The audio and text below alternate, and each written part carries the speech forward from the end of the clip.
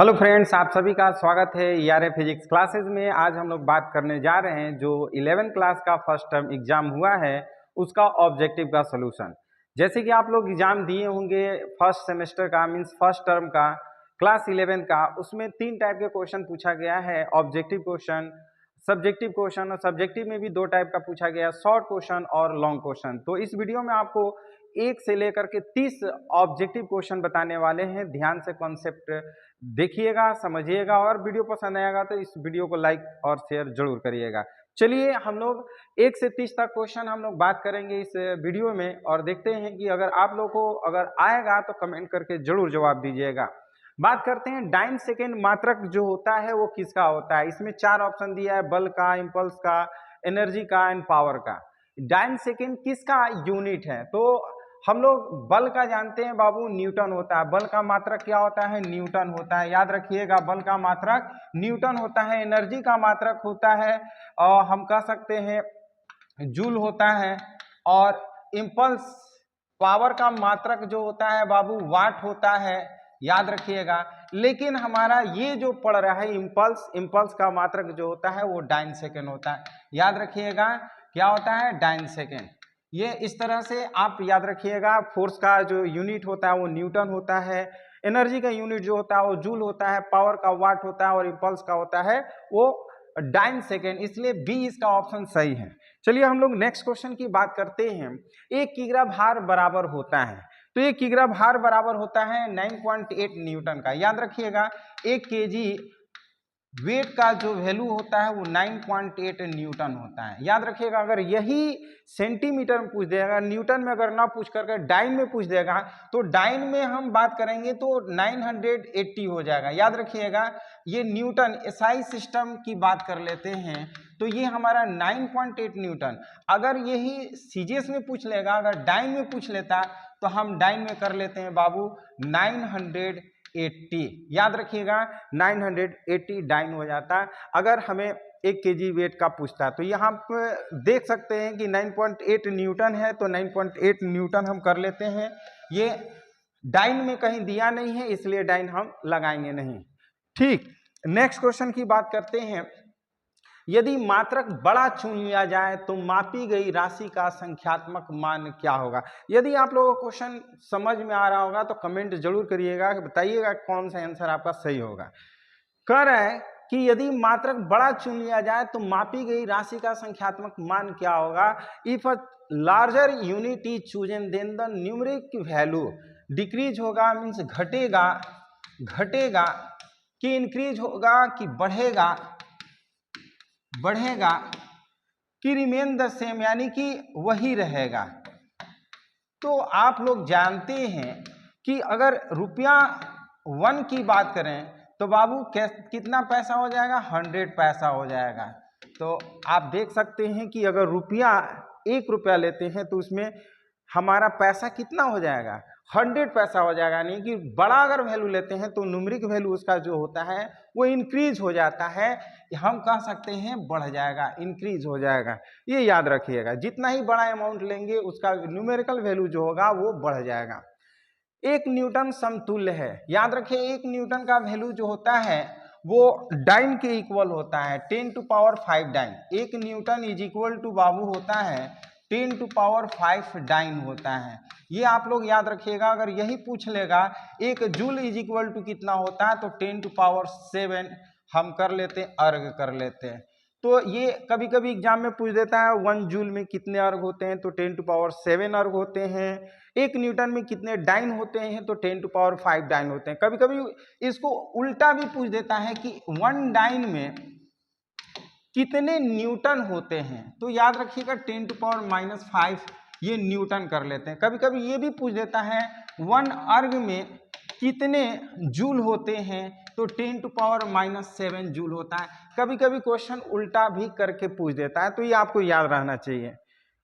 Next question की बात करते हैं। यदि द्रव्यमान, लंबाई और समय प्रत्येक के मात्रक को आधा कर दिया जाए तो दाब का मात्रक हो जाएगा। देखिए P बराबर होता है, मीन्स दाब बराबर होता है फोर्स बाय एरिया, और द्रव्यमान का मतलब ये जो बल है, बल को बाबू हम लिख सकते हैं m इंटू ए और बाई कर लेते हैं। ए फिर इसको तोड़ लेते हैं, P is equal to M into A की जगह पर V बाई टी कर लेते हैं और बाई कर लेते हैं ए। हम ऐसा इसलिए किए हैं क्योंकि क्वेश्चन में द्रव्यमान दिया है, लंबाई दिया है, समय दिया है, तो बाबू द्रव्यमान और समय और एरिया जो है लंबाई गुणे चौड़ाई भी कर सकते हैं, तो ये लंबाई हो गया। अब इसको हम ऐसे भी कर सकते हैं, P is equal to M by two, देखिए, और ये एरिया को हम बाबू L by two into L by two भी कर सकते हैं, और ये भी के तो मान में कोई चेंज नहीं हो रहा है, लेकिन T बाई टू कह रहा है, तो बाबू ये तो कट जाएगा, लेकिन 2 2 जा 4, ये चल जाएगा 4, ये हो जाएगा एम भी, और ये हो जाएगा एल स्क्वायर और इंटू टी, मतलब ये कितने टाइम्स हो जाएगा, 4 टाइम्स। कितना दिया है, 4 टाइम्स दिया है, तो 4 टाइम्स हम कर लेते हैं।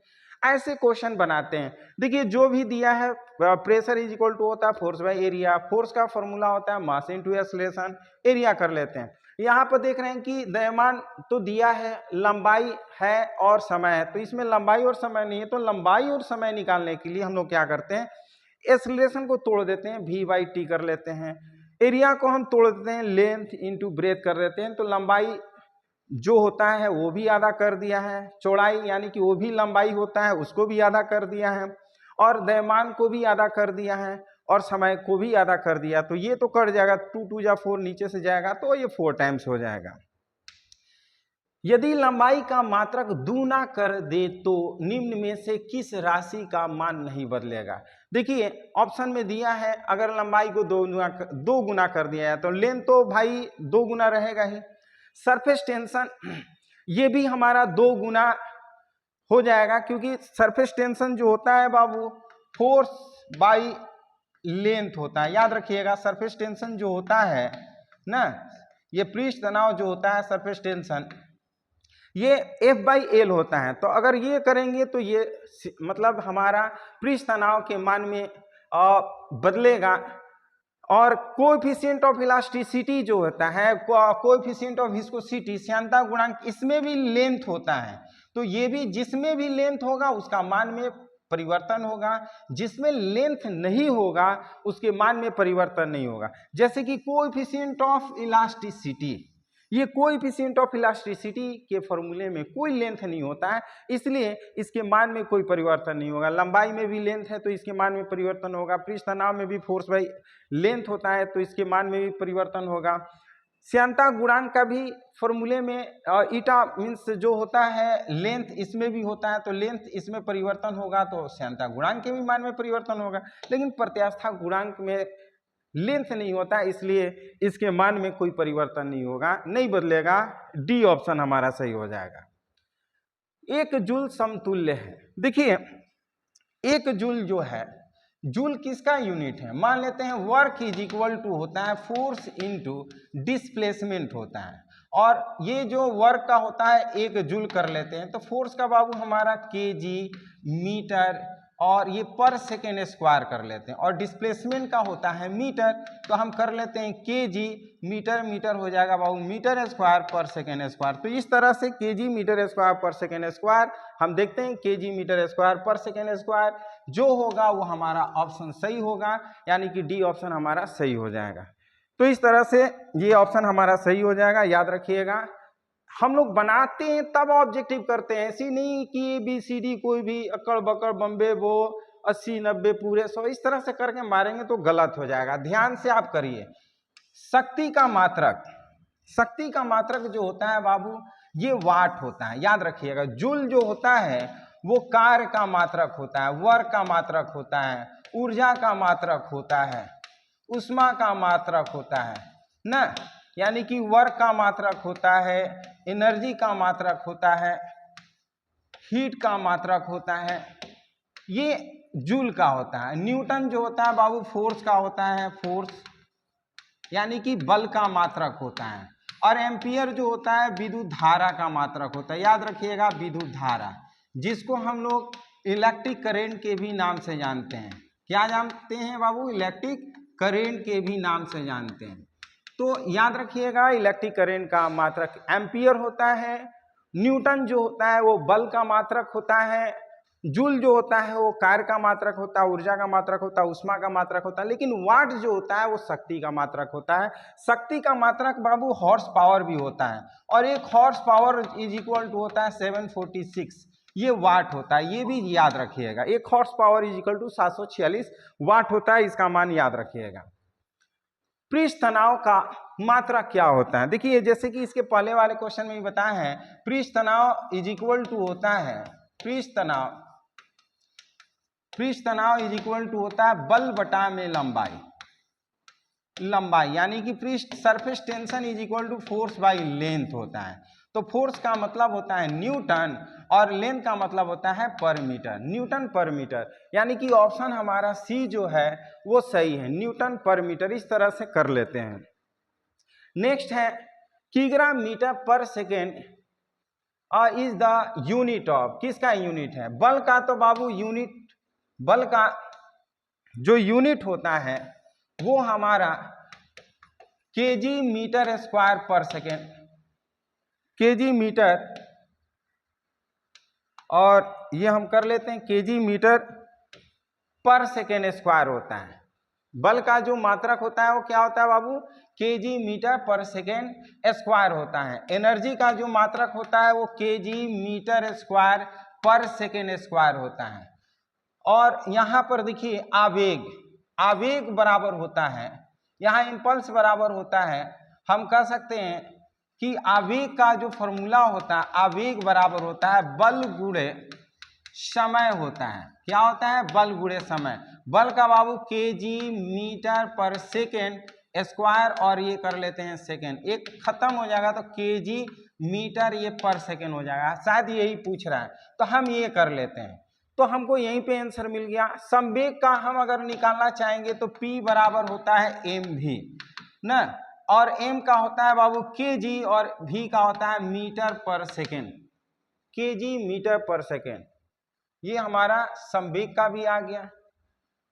संवेग का kg मीटर पर सेकेंड, आवेग का होता है बल गुणे समय, बल गुणे समय kg मीटर सेकेंड, ये हो गया हमारा बल का केजी मीटर पर सेकेंड स्क्वायर, समय का सेकेंड, ये हमारा होगा केजी मीटर पर सेकेंड। तो यहाँ पर देख सकते हैं आवेग और संवेग, आवेग का भी हमारा बाबू आवेग बराबर बल गुणे समय होता है, और संवेग बराबर होता है द्रव्यमान गुणे वेग होता है। द्रव्यमान का हमारा केजी हो गया मीटर पर सेकेंड, केजी मीटर पर सेकेंड ही पूछ रहा है। तो ये हमारा मोमेंटम भी आ रहा है, संवेग भी आ रहा है, और आवेग भी क्या हो रहा है? केजी मीटर पर सेकेंड। इसको करेंगे तो पर सेकेंड, दोनों का वैल्यू आ रहा है, इसमें दोनों वैल्यू आ रहा है, इम्पल्स आवेग का भी और संवेग का भी। तो दोनों यहाँ पे ऑप्शन में दिया है, इम्पल्स आवेग का और संवेग का न। याद रखिएगा आवेग बराबर होता है बल गुणे समय होता है, केजी मीटर पर सेकेंड स्क्वायर गुणे समय का सेकेंड कर लेते हैं तो केजी मीटर पर सेकेंड, ये इम्पल्स याद रखिएगा। ये हमारा इम्पल्स का जो फॉर्मूला होता है क्वेश्चन नंबर 10 का, ये हमारा हो जाएगा केजी मीटर पर सेकेंड। आवेग का भी होता है और संवेग का भी होता है, ये याद रखिएगा। दोनों का वैल्यू मात्रक और बीमा समान होता है। कोणीय वेग का बीमीय सूत्र क्या होता है? कोणीय वेग बराबर होता है बाबू, कोणीय वेग angular velocity is equal to होता है एंगुलर वेलोसिटी,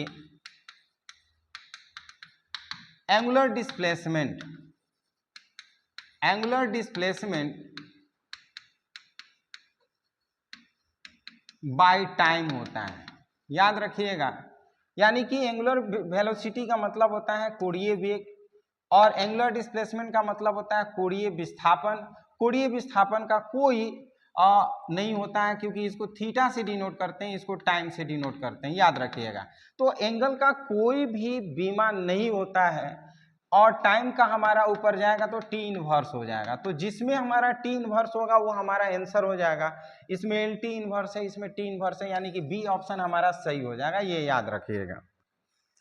नेक्स्ट क्वेश्चन की बात करते हैं, आवृत्ति का विमीय सूत्र। आवृत्ति का विमीय सूत्र होता है बाबू, आवृत्ति इज इक्वल टू होता है, यानी कि फ्रीक्वेंसी इज इक्वल टू होता है, फ्रीक्वेंसी इज इक्वल टू होता है 1 by time period. Time period तो बाबू टाइम पीरियड का होता है 1 बाई टी। टी ऊपर जाएगा तो टी का पावर -1, यानी कि जो एंगुलर वेलोसिटी होता है और फ्रीक्वेंसी होता है दोनों का जो डायमेंशनल फार्मूला होता है सेम होता है। तो आप देख सकते हैं टी इनवर्स जिसमें होगा वो हम कर लेते हैं। या आप देख सकते हैं इस बी ऑप्शन में हमारा दिया हुआ, यह हमारा आंसर हो जाएगा। क्वेश्चन नंबर 13 की बात करते हैं। व्यंजक mlt का पावर -2 निरूपित करता है। तो देखिए mlt का पावर -2 जो होता है वो बल का होता है। किसका होता है? बल का होता है। क्यों ऐसे बल का होता है? क्योंकि बाबू फोर्स इज इक्वल टू होता है, F इज इक्वल टू होता है मास इनटू एक्सीलरेशन। मास का बाबू m होता है, एक्सीलरेशन का होता है lt का पावर -2। तो ये आप देख सकते हैं mlt का पावर -2 जो बल का है। एनर्जी की बात करते हैं तो बाबू होता है ml² t का पावर -2 होता है। और यहाँ पर आवेग संवेग दोनों का जो होता है वो होता है mlt का पावर -1। इन दोनों का इन फॉर्मूला मीन्स विमीय सूत्र जो होता है mlt का पावर -1 होता है। इसे आप याद रखिएगा। हम लोग निकालते हैं उसके बाद ऑप्शन लगाते हैं, ऐसी नहीं कि रट करके आइएगा और मारिएगा तो गलत हो जाएगा। आवेग का विमीय सूत्र देखिए mlt का पावर -1 जैसे कि अभी बताए हैं आवेग बराबर क्या होता है, अभी बताए हैं आवेग का विमीय सूत्र जो होता है mlt का पावर -1 फोर्स इंटू आवेग बराबर होता है बाबू बल गुणे समय होता है, और बल का होता है mlt का पावर -2 और समय का होता है t। अगर हमें बीमा निकालना है तो इस तरह से कर लेते हैं, ये हो जाएगा ml और t का पावर -1 हो जाएगा। तो इस तरह से हम निकाल लेते हैं आवेग का विमीय सूत्र mlt का पावर -1, ये याद रखिएगा। नेक्स्ट, निम्न में से किन राशि युग्म की बीमाएं समान होती है? तो याद रखिएगा बाबू कार्य और ऊर्जा का जो बीमा होता है वो इक्वल होता है। कार्य का भी ml² का पावर -2 होता है और ऊर्जा का भी ml² का पावर -2 होता है। तो इस तरह से दोनों का कार्य ऊर्जा का दोनों का मात्रक सेम होता है, बीमा भी सेम होता है। बल और संवेग की बात करते हैं तो बल का बाबू होता है mlt का पावर -2 जैसे कि अभी हम बताए हैं, और संवेग है, संवेग का जो बताए हैं वो है mlt का पावर -1। तो ये देखिए डिफरेंट है। यहाँ पे बल और शक्ति की बात कर रहे हैं तो शक्ति का जो बीमा होता है वो शक्ति इज इक्वल टू होता है वर्क बाई टाइम होता है, यानी कि ml² का पावर -1 हो जाता है, ये शक्ति का हो जाएगा। संवेग का बता दिए, ऊर्जा का बता दिए। तो इस तरह से ये डिफरेंट कर रहा है, ये भी डिफरेंट कर रहा है, ये भी डिफरेंट कर रहा है, बट ये जो है वो सेम हो रहा है, इसलिए हम करेंगे कि ऑप्शन ए जो है वो हमारा सही है, ये याद रखिएगा। नेक्स्ट बात कर रहे हैं सभी ज्ञात राशियों को व्यक्त करने के लिए मूल राशियों की संख्या कितनी होती है? देखिए पहले जो था पुराने पद्धति में 3 था, जिसे हम लोग सीजीएस पद्धति के नाम से जान रहे थे, एपीएस पद्धति के नाम से जान रहे थे, फिर एमकेएस पद्धति के नाम से जान रहे थे, लेकिन उसी को मॉडिफाई करके एसआई सिस्टम में दिया गया। एसआई सिस्टम में टोटल मूल राशियां जो होती है वो 7 होती है, इसलिए इसका आंसर जो होगा वो सी ऑप्शन हो जाएगा, याद रखिएगा। श्यानता गुणांक का विमीय सूत्र, श्यानता गुणांक का विमीय सूत्र याद रखिएगा बाबू 17 का ml इनवर्स t का पावर -1 होता है, ये श्यानता गुणांक का विमीय सूत्र होता है, याद रखिएगा। बाकी जो भी होता है श्यानता गुणांक का फॉर्मूला से हम लोग निकालते हैं, बिना फॉर्मूला जाने आप बीमा सूत्र नहीं निकाल सकते हैं। इस वीडियो में टोटल हम आपको 30 क्वेश्चन बताएंगे, कोशिश करेंगे कम समय में आपको पूरा बता दें। निम्न राशि युग्म में से किनका बीमाएं समान होती है? देखिए इनमें से मतलब कौन बीमाएं समान होती है हम लोग निकाल लेते हैं। देखिए प्रतिबल और दाब की बात करते हैं, स्ट्रेस और प्रेशर की बात करते हैं। प्रेशर की बात करते हैं तो बाबू pressure is equal to force by area होता है। स्ट्रेस का भी बात करते हैं तो प्रेशर फोर्स बाई एरिया होता है। ध्यान से समझिएगा, दोनों का फॉर्मूला सेम होता है, तो दोनों का फॉर्मूला सेम होगा तो दोनों का विमाय भी सेम होगा, मात्रक भी सेम होगा, इसलिए ऑप्शन ए हमारा हो जाएगा। देखिए फोर्स का जो होता है वो न्यूटन होता है, लेकिन स्ट्रेस का जो होता है न्यूटन पर मीटर स्क्वायर होता है, इसलिए ये होगा नहीं ना। फोर्स का न्यूटन हो गया, एनर्जी का होता है जूल होता है, तो ये भी होगा नहीं। स्ट्रेस का हो गया न्यूटन पर मीटर स्क्वायर और स्ट्रेन का होता है न्यूटन पर मीटर, तो ये भी होगा नहीं, इसलिए हमारा क्या होगा 18 का ए ऑप्शन सही हो जाएगा। करा सार्थक अंकों की संख्या क्या होगा? सार्थक अंकों की संख्या काउंट करते हैं बाबू, 1 2 3, ये 3 अंक है, इसलिए बी ऑप्शन हो जाएगा। जितना भी हमको देखते हैं सिग्निफिकेंट नंबर, पॉइंट के बाद अगर 0 0 है तो उसको छोड़ देते हैं, सिर्फ संख्या को काउंट करके कर लेते हैं। अगर यहाँ पर अगर 1 रह जाता है तो हम सबको काउंट करते हैं, 1 2 3 4 5 6 हो जाता है, लेकिन अगर 0 के बाद पॉइंट हो और उसके बाद 0 हो तो उस 0 को हटा देते हैं, सिर्फ संख्या को काउंट कर लेते हैं। नेक्स्ट क्वेश्चन की बात करते हैं, यदि किसी स्क्रू गेज का चूड़ी अंतराल 0.1 सेंटीमीटर तथा अल्पतमांक 0.001 सेमी हो तो पतले तार के माप के लिए निम्न प्रेक्षणों में कौन सही मान होगा? तो यहाँ पे देखिए, अगर चूड़ी अंतराल दिया है और अल्पतमांक दिया है तो दोनों को गुणा कर लेते हैं। गुणा करेंगे तो 0.000 ये 1 आ जाएगा, और ये पॉइंट के बाद 4 डिजिट है। जिस संख्या में पॉइंट के बाद 4 डिजिट होगा वो हमारा आंसर हो जाएगा। तो आप देख सकते हैं इसमें 2 डिजिट होगा नहीं, 3 डिजिट होगा नहीं, 3 डिजिट इसमें भी हो, तो ये 4 पॉइंट के बाद कितना डिजिट है? 4 डिजिट है, ये हमारा आंसर होगा। लेकिन अगर सपोज दैट ये अगर नहीं दिया रहता तो हमारा पॉइंट के बाद 3 डिजिट बनता, यानी कि ये ऑप्शन सही होता है। लेकिन अगर चूड़ी दे दिया है तो चूड़ी को इसमें से अल्पतमांक में से गुणा कर देते हैं, तो ये हमारा बन जाएगा ये प्रेक्षण मान। देखिए अल्पतमांक क्या करता है कि सही सही हमको उसका लंबाई बताता है, चौड़ाई बताता है, क्षेत्रफल बताएगा, आयतन बताएगा, जो भी वो हम अल्पतमांक देख करके उसका आंसर हम लोग देखते हैं कि लंबाई कितना है। तो यहाँ पे पॉइंट के बाद 3 है तो पॉइंट के बाद 3 देखते हैं, लेकिन यहाँ पे चूड़ी अंतराल दिया है इसलिए मल्टीप्लाई करके हमारा आंसर हो जाएगा। निम्नलिखित में कौन सदिश राशि है? देखिए ये ऊर्जा है, ऊर्जा बाबू अदिश राशि है। पोटेंशियल है यानी कि विभव है, विभव भी एक अदिश राशि है।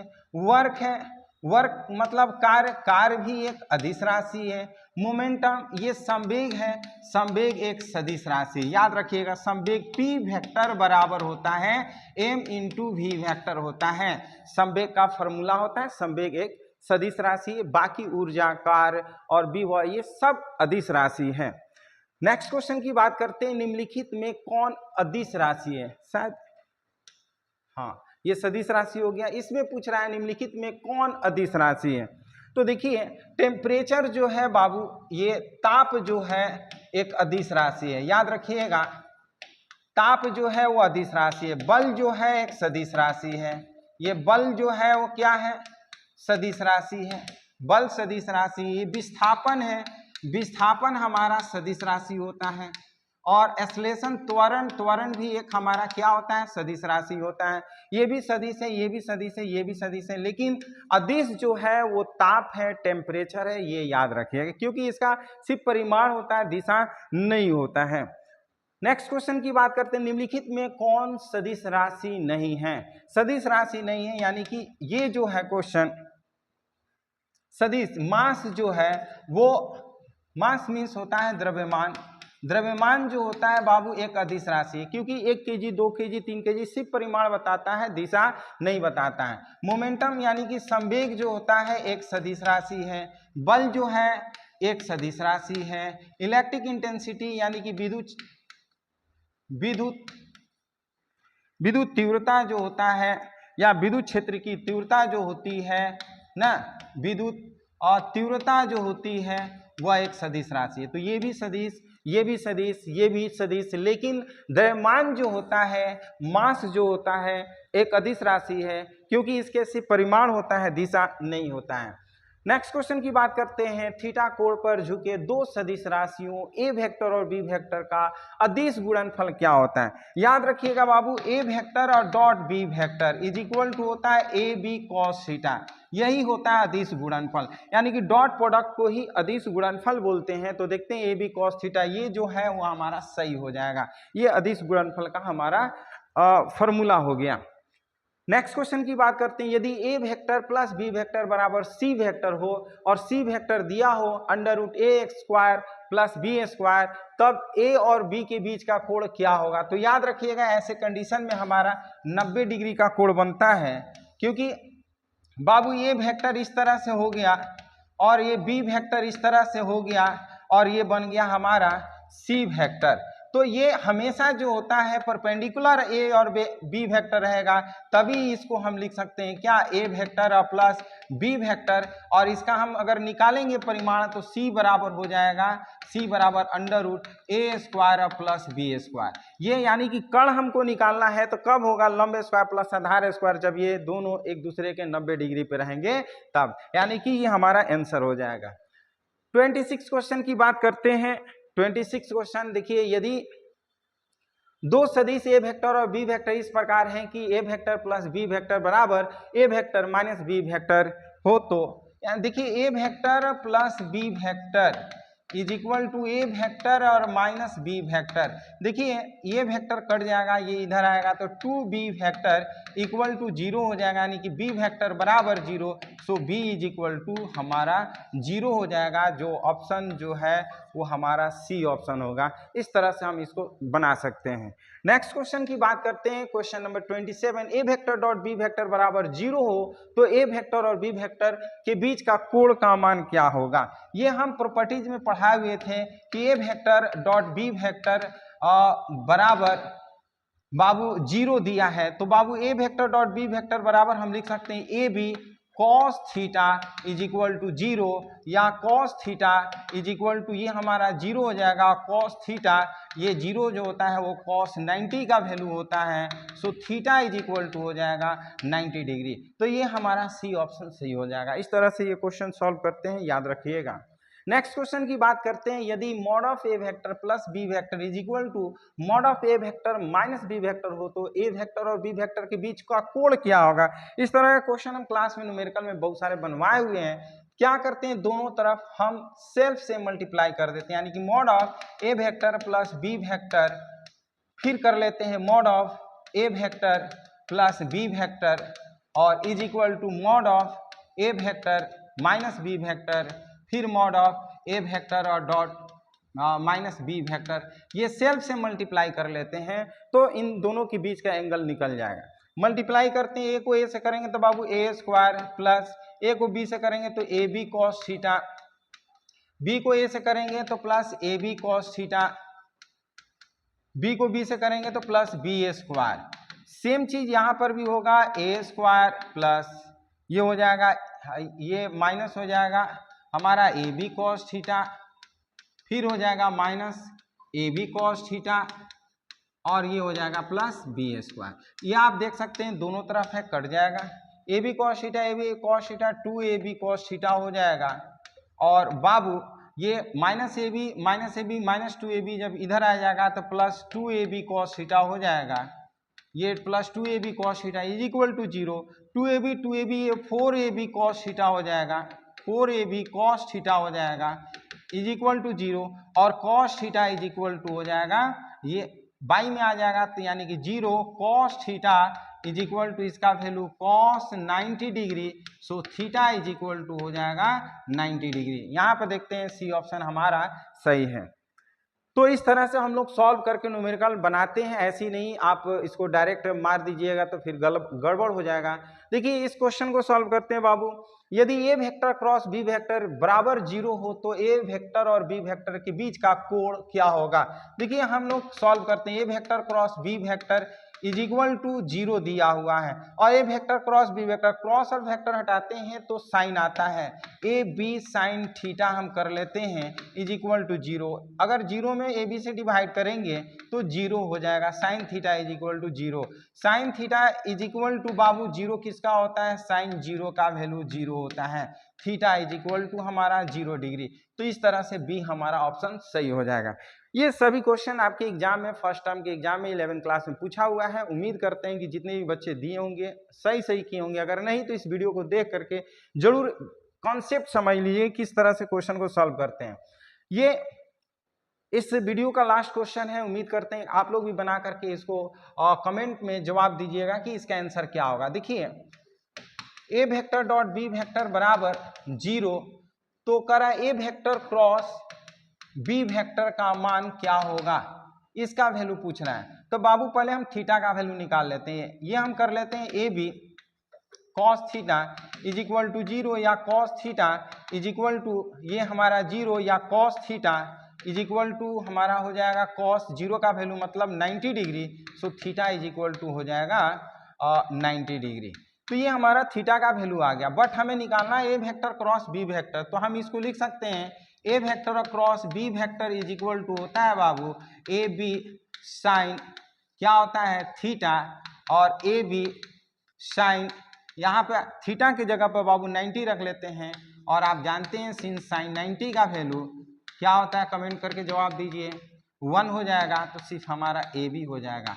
उम्मीद करते हैं कि आप सभी लोग इसी तरह से क्वेश्चन बनाए होंगे और एग्जाम में सही सही नहीं किए होंगे, अगर नहीं तो इस तरह से बनाइए। और उम्मीद करते हैं कि इसी तरह से नेक्स्ट जो भी मंथली टर्म का एग्जाम होगा आप लोग इसी तरह से बना करके एग्जाम में अच्छा करने की कोशिश करिएगा। यदि ये वीडियो पसंद आया हो तो उस बच्चों के पास जरूर सेंड करिएगा जो बच्चे 11 क्लास में पढ़ रहे हैं और 12 के तैयारी करने के लिए अगले साल जाने वाले हैं और हर महीने तैयारी करते हैं, नीट का तैयारी करते हैं या फिर एग्जामिनेशन 11 का तैयारी करते हैं। उनके पास ये वीडियो जरूर शेयर करिएगा ताकि उनको भी फायदा हो जाए। उम्मीद करते हैं कि ये वीडियो आपको पसंद आया होगा। तो फिर मिलते हैं हम लोग इसके नेक्स्ट पार्ट यानी कि सब्जेक्टिव में, तब तक के लिए धन्यवाद।